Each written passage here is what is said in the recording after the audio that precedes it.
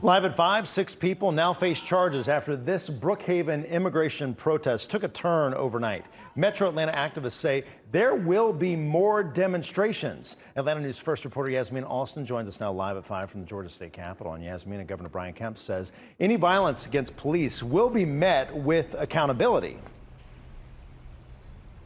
Yeah, that's right. And Governor Kemp tweeted that his office is in contact with state and local police, and they're ready to take whatever action might be necessary if there is any crime or violence at any upcoming protests. We saw last night in Brookhaven an anti-ICE protest. Police said it started peaceful until they tried to disperse the crowd when what police called aggressors began throwing rocks and fireworks at officers. Tear gas was used to break up that crowd. The chaos happened after the organizers and police tried to end the event. Today I did speak with Atlanta's Party for Socialism and Liberation, one of the organizing groups. They say there will be more peaceful protests against immigration raids, though the Trump administration says enforcement will continue.